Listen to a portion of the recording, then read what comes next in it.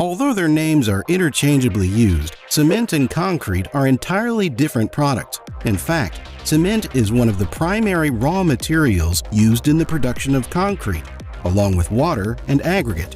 The process of concrete making starts with making cement, the crucial binding material that holds the water and aggregates together in concrete. There are many different kinds of cement, but the most commonly used is ordinary Portland cement. It was named by its inventor as such because its color resembled the stone quarried on the Isle of Portland in Dorset, England.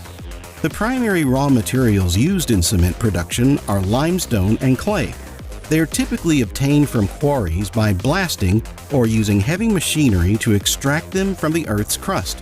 The extracted materials are transported to the crushing plant, where they are crushed into smaller pieces. The crushed limestone and clay are then mixed in appropriate proportions to form a raw meal. The raw meal is transferred to a mill, which consists of a large rotating cylinder. Inside the mill, the raw materials are ground into a fine powder. This grinding process enhances the efficacy of the subsequent chemical reactions and ensures the uniformity of the raw meal composition. The powdered raw meal is then heated in a preheated tower, where hot gases from the kiln are used to raise the temperature. As the raw meal moves through the preheater, it undergoes partial calcination, which means that some of the carbonates in the limestone decompose to form calcium oxide, lime.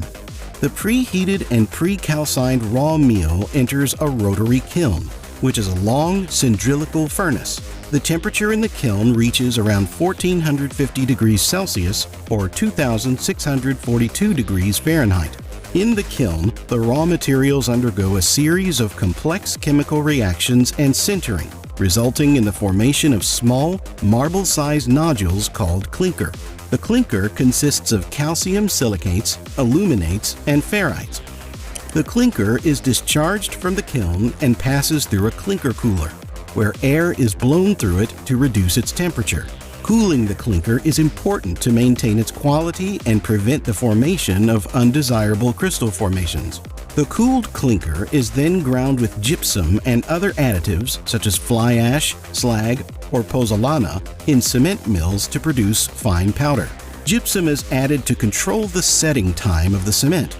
Once prepared, the cement is ready for transport to the concrete factory. Because cement is such a crucial part of concrete, cement plant laboratories check each step in the manufacture by frequent chemical and physical tests. The labs also analyze and test the finished product to ensure that it complies with all industry specifications. Now that the cement is ready, it's time to source the aggregate. Aggregate is the most important component of concrete, comprising up to 75% of concrete by volume. When it comes to composition, aggregate is composed of both gravel and sand. The sand is added so the spaces in between the gravel are completely